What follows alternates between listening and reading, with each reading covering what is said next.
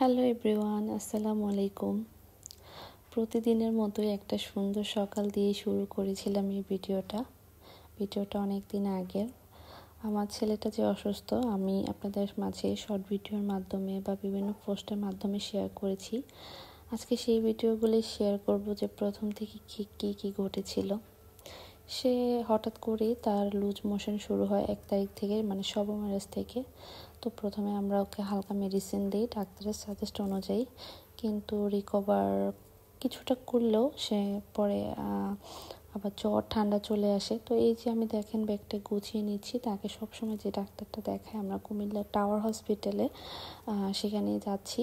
তো আমি তাড়াহুড়ো করে সব কিছু গুছিয়ে নিচ্ছি। তখন তার লুজ মোশনটা কিছুটা রিকভার করে সে জ্বর ঠান্ডা কাশি এগুলো শুরু হয়ে যায়।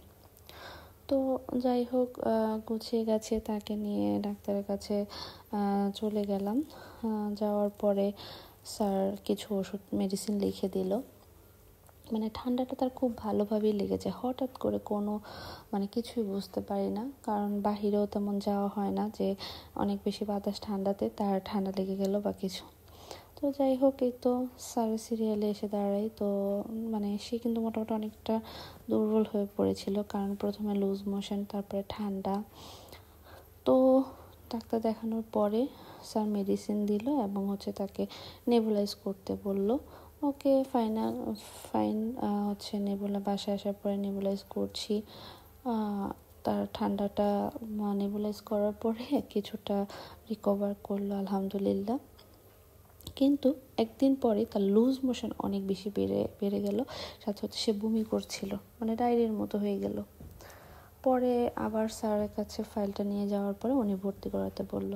তো আসলে ভর্তি করতে সাহস পাচ্ছিলাম না, কারণ গত বছর যখন তাকে ভর্তি করানো হয় তার স্লাইন দিতে অনেক কষ্ট হয়েছিল, সে খুব বেশি কান্নাকাটি করছিল। আর বাবা মা হিসেবে সেটা সহ্য করা আসলেই খুব কষ্টদায়ক।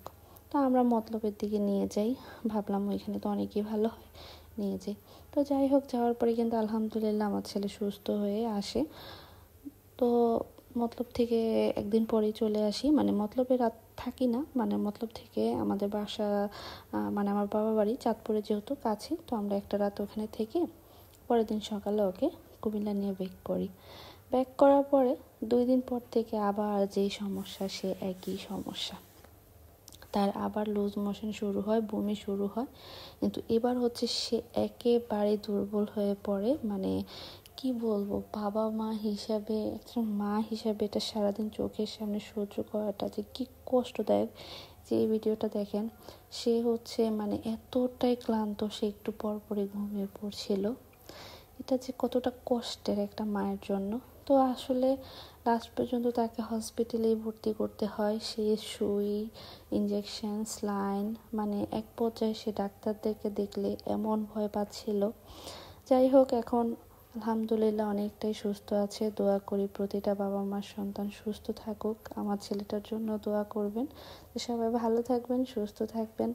আল্লাহ হাফিজ, আসসালামু আলাইকুম।